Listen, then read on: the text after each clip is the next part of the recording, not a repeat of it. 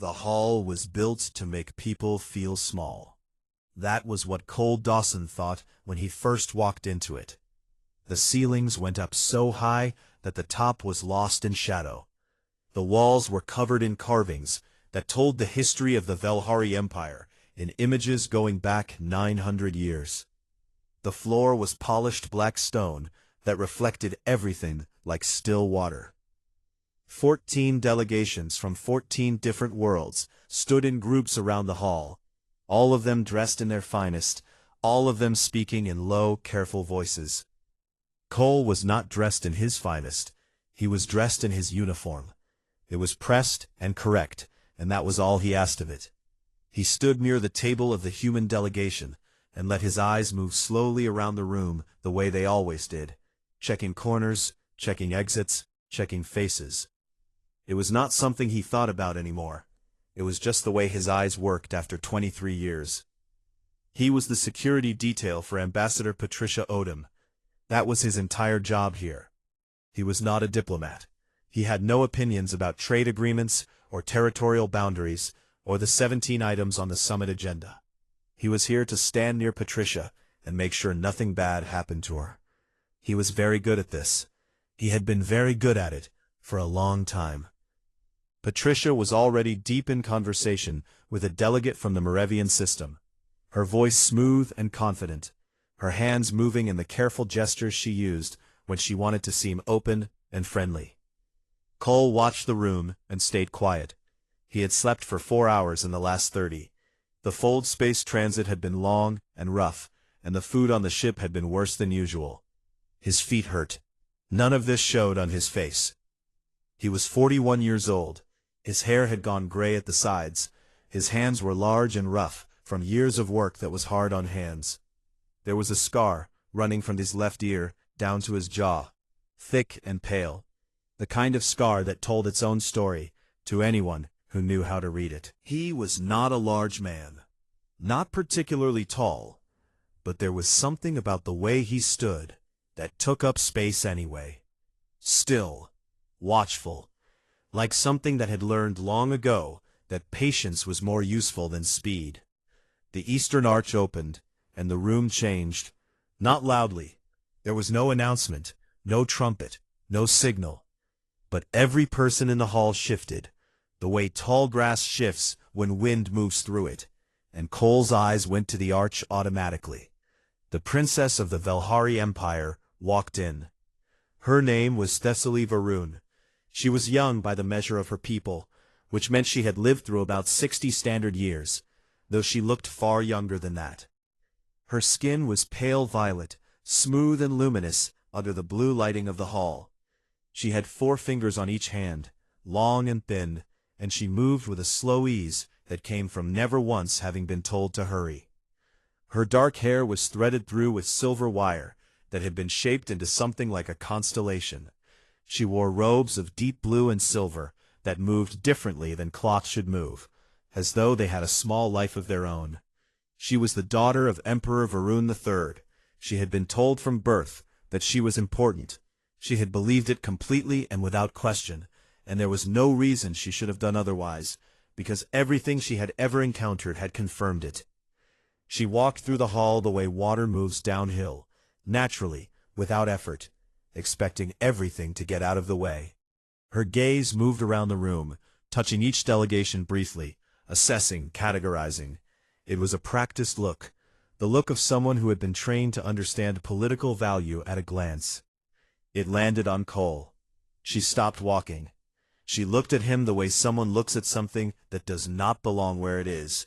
Then she turned to the attendant at her left shoulder, a thin, pale man whose job was to know things. And she spoke in the common trait tongue that every delegate in the hall could understand. Why has the human delegation brought a laborer to a diplomatic summit? The attendant said nothing. He had learned that silence was almost always the correct response. A few delegates nearby went very still. Patricia stopped talking mid-sentence. The Moravian delegate she had been speaking with found something interesting to look at on the other side of the room. Cole did not move. His expression did not change. His eyes stayed on the princess. Thessaly walked closer. She studied his hands, his scar, the worn quality of his posture. The way someone who had spent too long in difficult places carries themselves differently from someone who has not. She looked at all of this, and she saw what she had decided to see. His hands are the hands of someone who does physical work, she said. She was not speaking to Cole. She was speaking to the room, making an observation, the way a person might comment on the weather.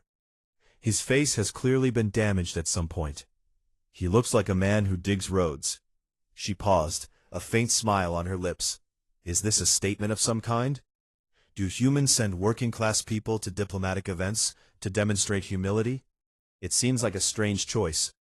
A delegate from the Drovian system, standing near the far window, made a small sound. It was not quite a laugh. It was the sound a person makes when they find something amusing, but are not sure yet if they are allowed to show it. Patricia opened her mouth. Cole touched her arm. One touch, light, brief. She closed her mouth. He looked at the princess. His voice came out the same way it always came out, flat and even and unhurried. Sergeant First Class Cole Dawson, he said. Security detail for Ambassador Odom. Were you injured on the job? Yes, ma'am. Construction work? Something industrial? Combat, ma'am. She made a small sound, not quite dismissive, not quite amused, somewhere between the two. Frontier conflict, I suppose. Humans are always fighting each other over small pieces of land. It must keep you very busy. She turned away from him. She was already done with this. Tell your delegation that this is the Sarathis Summit. 14 systems are represented here. Presentation matters. She looked at Patricia directly for the first time. Bring someone appropriate next time. She moved toward the central dais, and the hall slowly filled back up with sound.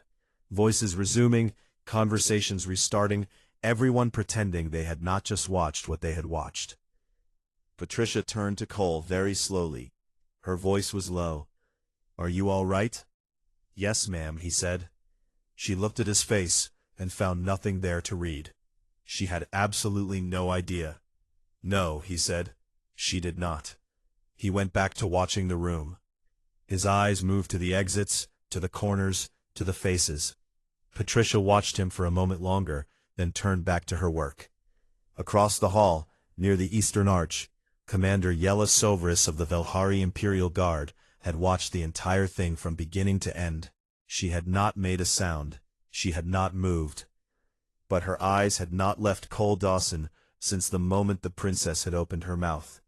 And when the princess was settled at the dais, and the hall had returned to its careful noise, Yella turned and walked quietly back to her office. She had a personnel file to pull. She had a feeling it was going to be a very interesting read. He destroyed empires. Yella Sovris had a small office near the rear of the vessel, away from the grand halls and reception rooms, away from the places where important people walked slowly and looked important. Her office had one desk, one chair, a narrow window that showed stars, and a terminal that was connected to every intelligence network the Velhari Empire had access to. It also, through agreements she had spent 5 years quietly building, had access to the interspecies shared military database that covered most of the known settled systems. She sat down, pulled up the human delegation files, and started reading. Ambassador Patricia Odom first. 12 years of diplomatic service, 7 languages, 3 major treaties, a clean record with no serious complaints, and several strong commendations. Yella noted all of this, and moved on. Then she opened the file for Sergeant First Class Cole Dawson. She read it through once, quickly, the way she read everything the first time. Then she went back to the beginning, and read it again, slowly. Then she sat in her chair, and looked at the wall for a while. Cole Dawson had joined the Earth Confederacy military at 18 years old, in a year when humanity was still fighting for basic recognition in the wider galactic community. He had deployed for the first time 8 months after enlisting. The deployment was to a place called the Heron Belt, where a territorial dispute between 2 minor factions had spilled over into civilian shipping lanes and someone needed to go make it stop. His unit had made it stop. That was the beginning. The file went on for a long time after that. There were 11 deployments over 23 years. Not short ones, not the kind where a soldier ships out for a few months and comes home again. Long ones, complicated ones, the kind that appeared in military history records with names like the Heron Intervention, and the Port Vellum Standoff, and the Reach 7 Crisis. Each one of those names meant something to anyone who paid attention to how conflict moved through the settled systems. Each one of them had been, at the time it happened, genuinely dangerous. The kind of dangerous where the outcome was not certain and the cost was going to be high no matter what. Cole had been at all of them. He had 2 distinguished service crosses, which was already unusual. Most soldiers who received one never received a second, because the circumstances that earned a Distinguished Service Cross were the kind of circumstances that most soldiers sensibly tried very hard not to be in twice. He had the Star of Valor, which the Earth Confederacy gave to living soldiers for actions that had changed the outcome of a conflict in a meaningful way. Very few of those existed. Yella had to check the number. There were 31 Stars of Valor in the entire history of the Earth Confederacy military. Cole Dawson had one of them. And then there was the Caravan Campaign. Yella knew the name. She had known it for years.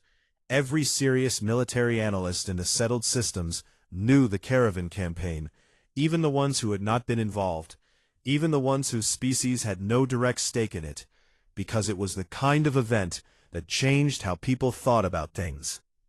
4 years ago, the Drossian Collective had moved against 4 neighboring systems simultaneously. It was a coordinated action, well planned, and the coordination was the point. Each individual attack was manageable. All 4 at once was not. 3 allied species had assessed the situation and surrendered their positions within the first week. The math was not in their favor, and they were not wrong to make the choice they made. The humans had been asked to hold 1 corridor, just one, the Caravan Station Corridor, which connected 2 of the 4 systems. Hold it long enough for civilian ships to get out. That was the ask. Maybe 48 hours, maybe less. It was not expected to hold longer than that. The Drossian armored column, moving toward Caravan Station, had 400 soldiers and heavy equipment, and a command structure that had not lost a campaign in 6 years. Cole's unit had 30 soldiers, and standard infantry gear, and Cole. They had held the corridor. They had done more than hold it.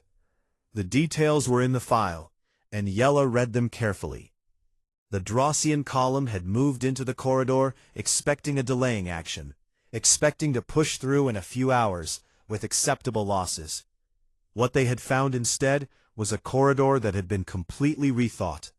Every junction point turned into a choke point, every side passage sealed or trapped. The column could not move fast because every step cost them something. They burned time trying to figure out what was happening to them, and while they burned time, the civilian ships got out. And then more time passed, and the column started losing its shape.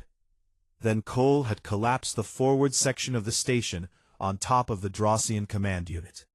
He had placed the charges himself in a pressurized cargo section while the column was still inside it. The remote trigger had malfunctioned. He had detonated it manually and then walked out of a section of station that was folding in on itself with 2 broken ribs and a wound on his jaw that would later need 60 stitches to close. 18 of the 30 soldiers had made it out. The Drossian Collective had pulled back from all 4 systems within the week. Not because they had been destroyed. They still had the numbers, still had the equipment.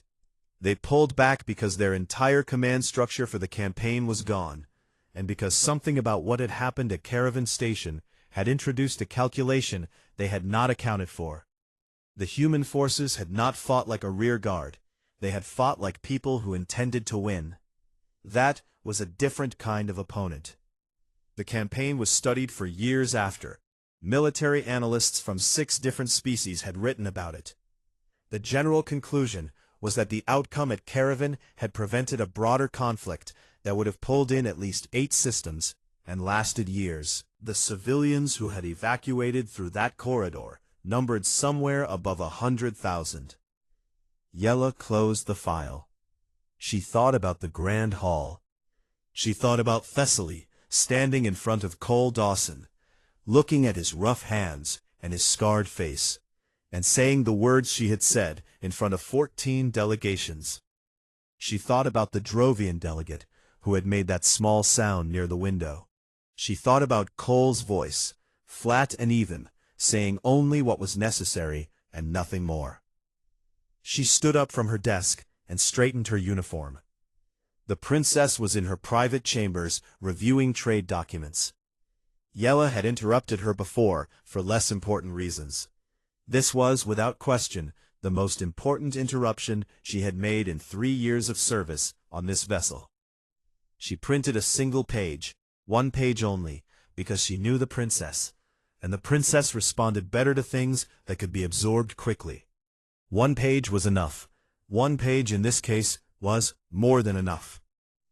She picked it up and walked down the long corridor toward the private chambers, past the silver walls and the carved history of an empire that was very proud of itself. She knocked and went in. The princess looked up from her documents with the expression she wore when she was being interrupted, and wanted the interrupting person to know it. "Commander," Thessaly said, "I am working." "Your Highness," Yella said, "I need 5 minutes." She set the single printed page on the table in front of the princess. "I need you to read this." Thessaly looked at the page. Then she looked at Yella. Something in Yella's face made her pick it up without arguing. The room was quiet for a long time. Outside the narrow window of the private chamber, the stars moved very slowly, the way they always did, patient and indifferent. Inside, the only sound was the soft sound of the princess breathing as she read, and then stopped breathing for a moment, and then read on. Thessaly, Varun put the page down on the table. She did not put it down quickly or carelessly. She set it down slowly, the way a person sets something down when they are not quite ready to stop touching it, but they know they need to stop, because holding it any longer will not change what is written on it. She looked at the window. Outside the stars were still, cold, very far away. "The Caravan campaign," she said. Her voice was not the same voice she used in the hall. In the hall her voice was smooth and easy, shaped by years of training. This voice was quieter, a little more uncertain. That was him. "Yes," Yella said. "He placed the charges himself. The remote trigger failed. He stayed behind to detonate them manually. He was inside the pressurized section when the forward structure began to collapse." Yella kept her voice even. She was not trying to make the princess feel worse than she already did. She was simply reporting. "He walked out with 2 broken ribs and a wound on his face that required 60 stitches. Thessaly was quiet for a moment. "The scar." "Yes. I thought—" She stopped. She did not finish the sentence, because finishing it would mean saying out loud what she had thought, and saying it out loud would make it worse. Yella did not fill the silence. She had learned a long time ago that silence was useful. People said more into silence than they said into questions. "The Drossian Collective withdrew from all 4 systems," Thessaly said slowly. "I remember when that happened. I was in my 3rd year of political study. My instructor used it as an example of how a smaller force can affect a larger outcome through positioning and timing." She paused. She never mentioned names. "Most people who write about it do not mention names," Yella said. "They discuss the strategy, the numbers, the outcome. They talk about the humans as a unit. They do not tend to write much about the individual who was last out of the collapsing section." She paused. "That is partly because Cole Dawson does not appear to have given many interviews." Thessaly turned from the window and looked at her. "What else does the file say?" 23 years of service, 11 deployments, none of them routine, 2 distinguished service crosses, the Star of Valor, which is the highest recognition the Earth Confederacy gives to a soldier who is still alive. Yella folded her hands in front of her. Port Vellum, Reach 7, the Heron Belt. Each one of those is a name that appears in multi-species military records as a significant event. He was present at all of them. In each case, the human forces were understaffed and working against worse odds than anyone had planned for. In each case, they managed anyway. She tilted her head. He managed, repeatedly, for over 2 decades. The princess stood up from her chair and walked to the window. She stood there looking out at nothing in particular, her arms folded, her silver hair threading, catching the light. 14 delegations heard what I said, she said. Yes. The Drovian delegate laughed. He made a sound, Yella said carefully. I would not call it a laugh, but it was audible. Thessaly pressed her lips together, and Cole Dawson stood there and said nothing. He gave his name and his rank and nothing else. He did not correct me. No. Why? She turned from the window. Her expression was genuinely curious, the kind of curious that sat next to something heavier. He could have said anything. He had every right to. Yella considered the question seriously, the way it deserved to be considered. I think, she said after a moment, that he does not feel the need to explain himself to people who have already decided what he is. He has been doing his work for 23 years. He does not. Pause. Thessaly looked at the floor. Then she looked back at Yella. What would you have done in his position? It was an unusual question. The princess did not often ask what other people would do. Yella took it as a sign that something real was happening in the conversation. I would have been angry, Yella said honestly. I might not have shown it, but I would have felt it. I am not sure I would have been as still as he was. He was completely still. Yes. Not performing stillness, Thessaly said slowly. Not pretending. Actually still. As though what I said did not reach him. Yella said nothing to this, because the princess was working something out, and interrupting would not help. That is worse, Thessaly said quietly. In a way. If he had flinched, if he had looked hurt or angry, it would mean my words had weight to him. But they did not. Because he already knows what he is. He has always known. My opinion of him for 30 seconds meant nothing to him at all. She let out a slow breath. That is a very hard thing to earn. It is. And I looked at him and saw a laborer. Yella did not agree out loud, because she did not have to, and because the princess did not need to hear it again. She had said it herself. The room was quiet for a while. Outside in the corridor, footsteps passed and faded. Somewhere in the wider vessel, the summit was continuing. Delegates were talking, agreements were being explored, history was being made slowly and carefully in the ordinary way. He saved 100,000 people in that corridor, Thessaly said. The estimates vary. That is the low end, with 30 soldiers and a plan that should not have worked. It worked because he understood the space better than the enemy did, and because he was willing to be the last person out, Yella said. Those are not complicated qualities. They are simply very rare. Thessaly picked up the page from the table again. She looked at it for a moment, then set it back down. She straightened her robes. Something in her posture had changed in the past few minutes, though it was a subtle thing, the kind of change that comes from inside rather than outside. I want to speak to him, she said. At the reception this evening. Yes, she paused. I am going to apologize to him, Yella. Yella looked at her for a moment. The princess was 23 years old by human counting, though time moved differently for her species. She was young. She had been raised to believe that her opinion of a person was worth something simply because it was her opinion. That belief was being adjusted, right now, in real time, and she was not fighting it. That was not nothing. That was actually quite a lot. He will not make it difficult for you, Yella said. Thessaly looked at her. How do you know that? Because nothing in that file suggests a man who would, she said simply. He has been in harder situations than an apology. He will handle it with the same stillness he handles everything else. The princess was quiet for a moment. Then she nodded once, a small decisive nod, and walked back to her table and sat down. "Thank you, Commander," she said. "You can go." Yella turned to leave. She was almost at the door when the princess spoke again. "Yella." She stopped. "Your Highness." There was a pause. "I am glad you told me." Yella opened the door. "I thought you would be," she said. The second evening reception began at the 7th bell, which was how the Velhari marked time, and which meant nothing to Cole except that the room filled up again, and he went back to standing near the wall. The lighting was softer tonight. Someone had adjusted it, or perhaps it was just the time of day in the vessel's cycle. The food tables had different things on them, strange shapes and stranger smells, and the delegates moved between them with the careful social choreography of people who were pretending to be more comfortable than they were. Patricia was near the center of the room, talking to two people at once, which she was very good at. Cole watched the room and stayed near the edge of it. He was not thinking about yesterday. That was not quite accurate, but it was close enough.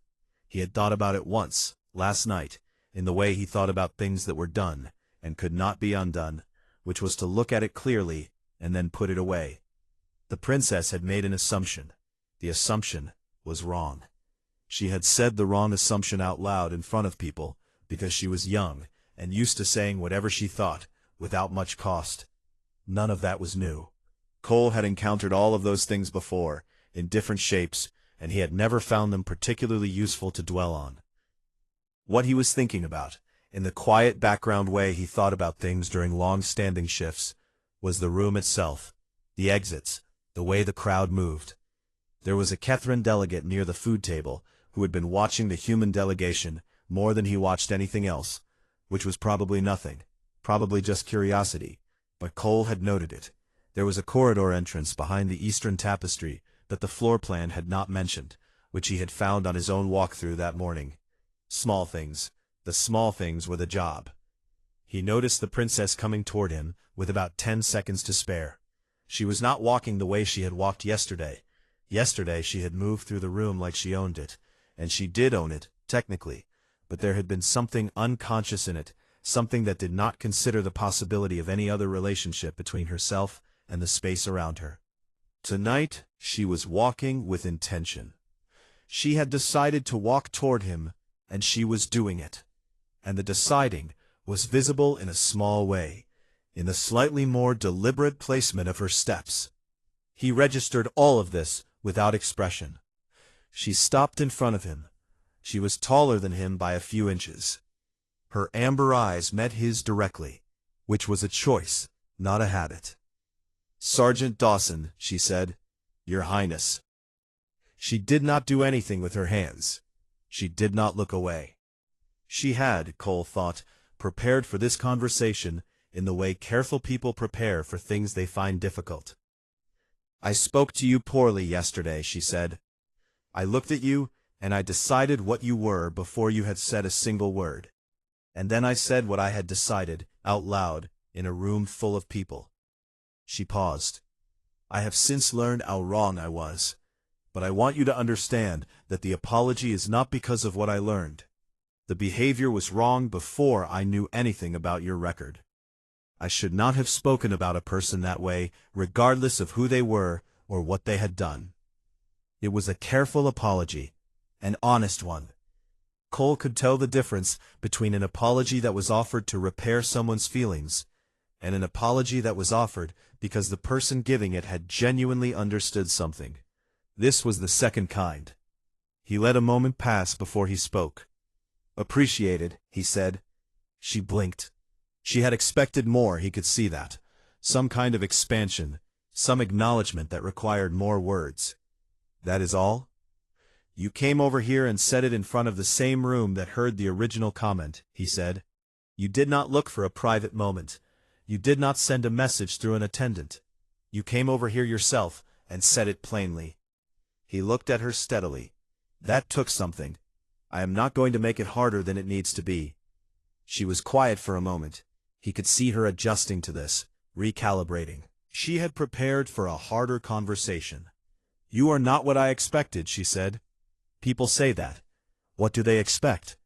He considered. "Something larger, usually. Something louder." He said this without any particular feeling about it, just as a fact. Thessaly looked at him for a long moment. The caravan campaign, she said quietly. She said it carefully, like a thing she was not sure she had the right to bring up. I studied it, the outline of it. My military instructor used it as a teaching example. She never mentioned names. Most accounts don't, Cole said. 100,000 people went through that corridor. Give or take. With 30 soldiers. 30 soldiers and a station with a lot of structural weaknesses we found useful, he said. And 18 of those 30 did not come home. I usually say that part when people bring up the numbers, because the numbers only mean something if you include all of them. She absorbed this. You do not like accepting credit. I like accurate credit, he said. There is a difference. She almost smiled. It was not a full smile, not yet, but something moved in her expression that was close to it. Commander Sovris told me you do not give interviews. Not much to say that the record does not already say. That seems like an underestimation. Cole said nothing to this.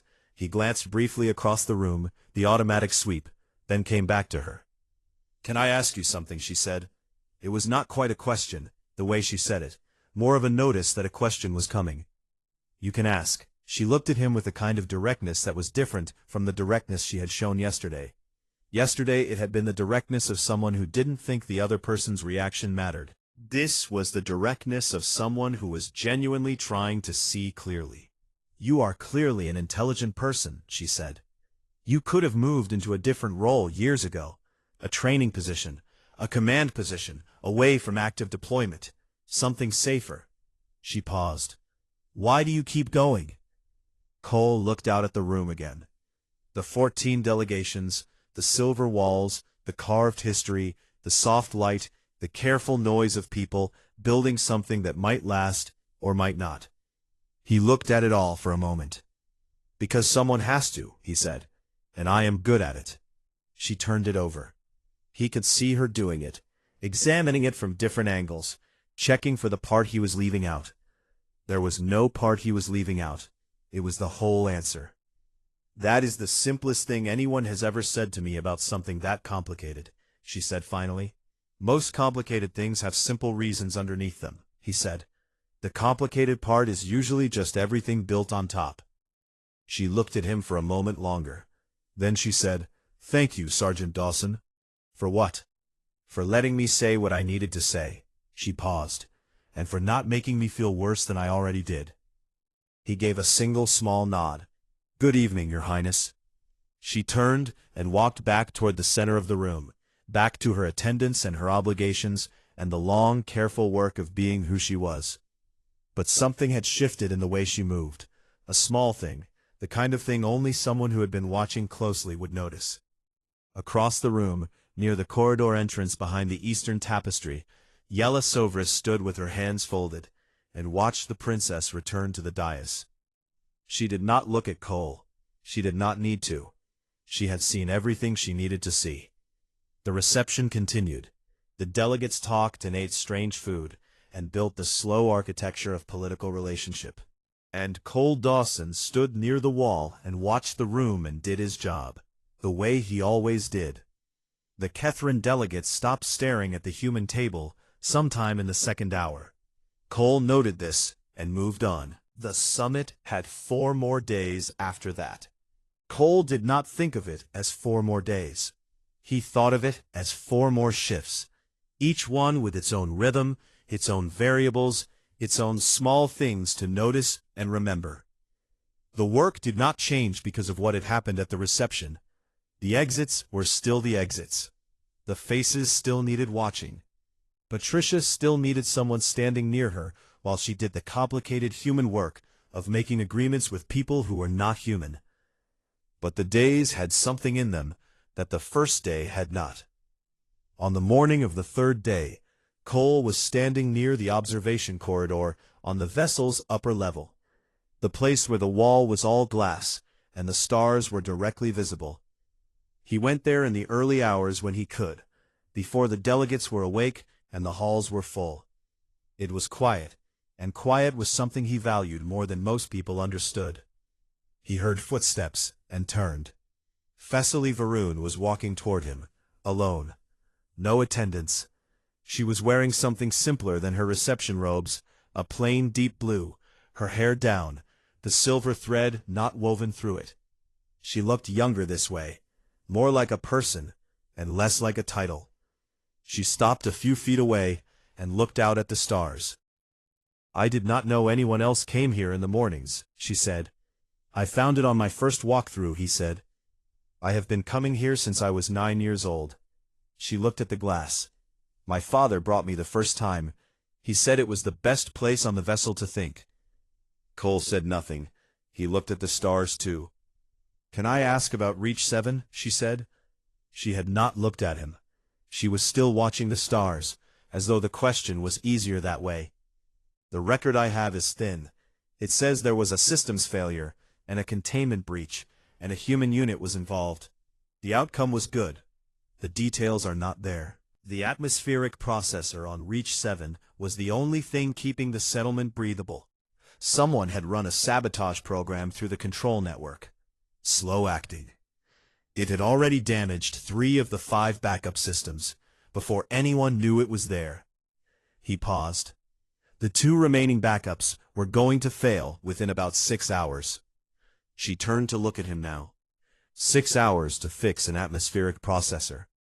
To fix the network issue, get 2 damaged backups online enough to hold, and isolate the program before it finished what it started. He said it without drama, just the sequence of things. The settlement had 8,000 people. Most of them had nowhere to go in 6 hours. Did you fix it? My unit found the program. A systems specialist on my team, named Dale, wrote a counter in about 4 hours flat. He had never seen that particular code before. He wrote it anyway. He looked at the stars. Dale went home fine. 8,000 people kept breathing. That is Reach 7. Thessaly was quiet. You led with Dale, because Dale did the hardest part. She looked at him for a long moment. My instructor taught me that great commanders take credit, so that history has a name to attach to events. She said it was a practical necessity. Maybe, Cole said, I have never found it necessary. Because you do not care about history's opinion of you. He thought about this. I care about the work being done right. History can form its own opinions. She turned back to the stars. They were both quiet for a while. It was not an uncomfortable quiet. It was the kind that happens between people who have found, somewhat unexpectedly, that they do not need to fill every moment with words. I said something else, she said finally, her voice lower. In the hall that first day, I said you look like someone who digs roads. You did. That was not about your hands, she said slowly. I have been thinking about it. That was about wanting you to be less than you appeared to be. I looked at you standing there, and something about the way you stood made me uncomfortable, and I responded to that discomfort by trying to reduce you. She paused. That is not a good thing to understand about oneself. Cole looked at her. Most people never understand it at all. She did not seem comforted by this. She had not meant it as a question looking for comfort, and he respected that she had not tried to take the easier version of what he had offered. On the 4th day, she asked him about Port Vellum. He told her the short version. 16 hours in a port control tower. A standoff between a syndicate faction and the local authority that had been 48 hours from going catastrophic. A negotiation that had been handled by someone else, while Cole's team quietly removed 3 weapons caches from the building, without anyone above noticing.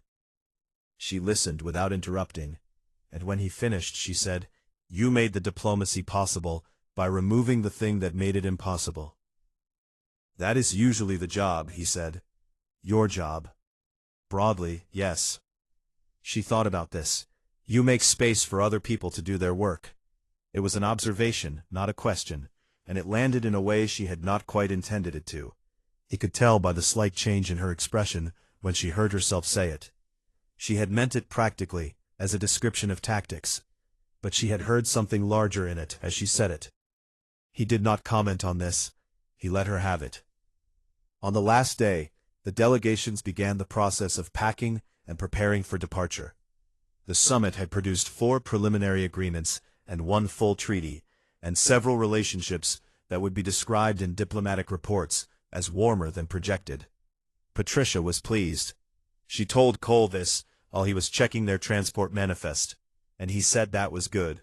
And she laughed, because that was the most he ever said about diplomatic outcomes, and she had stopped expecting more years ago. He was carrying equipment cases toward the docking corridor when Thessaly found him. She had her attendants with her this time. 2 of them, standing at a respectful distance. She had made an event of this, slightly, which meant she had thought about it beforehand. "Sergeant Dawson," she said. He set the case down. "Your Highness." She looked at him with the clear amber eyes that had learned over 4 days to look at him differently than they had on the first morning. "I want to say something before you leave." "All right." "When I came to find you at the reception," she said, "I had prepared for a harder conversation. I had thought about what I would say, and I had thought about what you might say back, and I had prepared for a version of this that was more difficult for me." She paused. "You made it easy. You did not have to do that. You could have made me work harder for it. I deserve to work harder for it." Cole picked up the case again. "You came and said it plainly in front of the same room," he said. "That was already the hard part. The rest was just talking." She was quiet for a moment. "You are very difficult to feel guilty around," she said. "You keep turning it into something smaller than it is." "It was already the right size," he said. "You made a mistake, and you fixed it. That is the whole story." Thessaly looked at him. Something moved in her expression, not quite a smile and not quite not one, something more complicated than either. "If the Earth Confederacy sends a delegation to Velhari Prime next cycle," she said carefully, "I would consider it appropriate if you were included in the security detail." He nodded once. "I will pass that along to the ambassador." "Please do." She paused. "Safe travels, Sergeant." "You as well, Your Highness." She turned and walked back down the corridor with her attendants, back toward the silver halls and the carved history and the long, careful work of being who she was. Cole picked up the second equipment case and continued toward the docking wing. Behind him, the vessel's lights ran along the corridor in their slow cycle, the same way they had run every day of the summit, patient and indifferent to what happened beneath them. 3 weeks later, Yella Soveris read the official diplomatic report on the Serathis summit in her office. It was thorough and professional and said everything it needed to say. At the end of the section on outcomes, in the part marked Additional Notes, someone had written that relations between the Velhari Empire and the Earth Confederacy had concluded the summit in a notably improved state, warmer than pre-summit projections had anticipated. No reason was given. Yella set the report down on her desk. She looked out her narrow window at the stars. Then she allowed herself a small, private smile, the kind she kept for moments when things went better than they had any right to. Some things did not need a reason written down. Some things were just true, quietly, in the way that the most durable things tend to be. She picked up the next report and got back to work.